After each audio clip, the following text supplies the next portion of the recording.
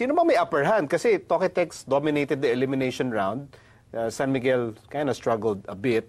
But now San Miguel looks really, really dominating. So, Rodney, who was the upper hand in this series? Siyempre, sabihin natin San Miguel pa rin because of their success, no, the past. Siyempre, sabihin pa rin ng iba, San Miguel pa rin, lakas pa rin. Oo, sabi mo nga, Toquetex, hindi mo talaga babaliwalain dahil they're number one in the, sabi mo nga, in the elimination, and ang kanilang import, di ba? So, experience-wise, pareho naman. Sabi nga natin, sa mga ganitong sitwasyon, siguro, it's not about coaching na siguro. It's about the players who really wants it more. You cannot deny that Talk was number one this conference, and there's a reason for that, and it's primarily because there's no one to match up with their import, Terrence Jones. I don't think anyone can.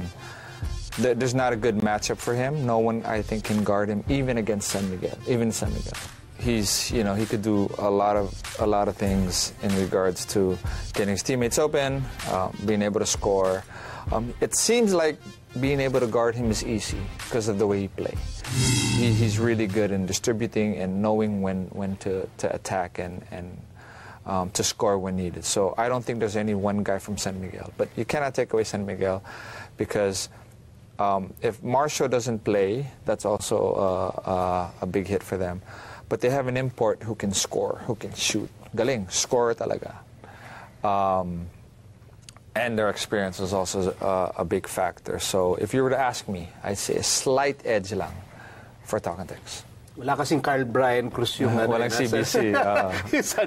yung San Miguel pang tapat kay Terrence Jones. Pero parang meron tayong pinag-usapan na para X-factor in this series. That's Jason Castro. Now, Jason Castro, hindi na siya nagilas, really focused on trying to win a championship, and I think it does appear na itong si Jason parang gusto niya manalo ng championship ulit eh. Well, yun nga. Siguro, kasi for his career, no?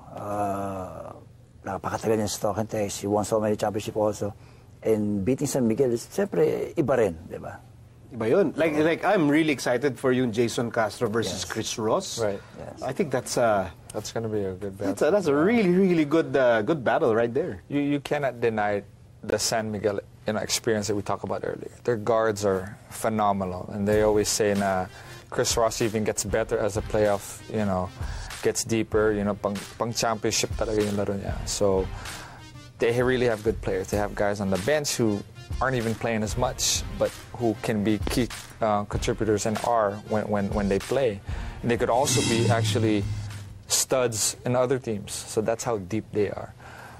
But that matchup is going to be one to watch for. So I expect to go all the way to Game 7. You guys faced the Toquetex, right? So what's the most underrated thing about Toquetex? Kasi syempre, ang daling makita nung Terrence Jones. Right. It's easy to see a Jason Castro. Right. You've got the talented lineup. But what's the most underrated thing na ginagawa ng Toquetex that makes them good? They've actually improved since the arrival of Coach Dico. Their defense has stepped up big time. So, they're packing in the paint. They're making it difficult for you to score inside. But at the same time, they're also being able to fly out and challenge shooters. So, I think number one, defense has improved just big time. And then one thing, what's good about Talk is they have guys who can score at the end of the shot clock. So, Jason can score. Bogoy can score. Ryan Reyes can still create and do something. Don't count out a guy like Brian Horuela, who I think who was phenomenal against Ginebra. So, guys that can really do something at the end of the shot clock, it makes you, as a coach, it makes life easier for you. Okay, and then for San Miguel, Rodney, siyempre, ang daling sabihin San Miguel, loaded, champion team, may Junmar, may, Chris Ross, ganito, Arwin, pero ano yung parang hindi nakikita madalas ng fans na like a coach and a legend like you, nakikita mo na, alam nyo, hindi lang sa talent yan, meron din ganito yung San Miguel, ano yun? Siyempre pag nakita nila yung limang yun, ang gagaling umapensa but it's their defense like Arwin Santos, Mr. All Around, di ba? He can rebound, coming out from nowhere. Chris Ross, can pressure court to court talaga. And of course, Junmar, yung help defense niya. So yung more than offense ng San Miguel, it's their defense, team defense, individual defense. Now that makes them solid talaga. And that's why this makes it a solid matchup in the finals. To our legendary guests, thank you for sharing your memories, yung mga players na ayaw niyong kalaban, and your preview of the finals. The Slasher Rodney Santos and the Jet Jeffrey Cariaso. Guys, maraming salamat. Thank you. Thank you, Nico.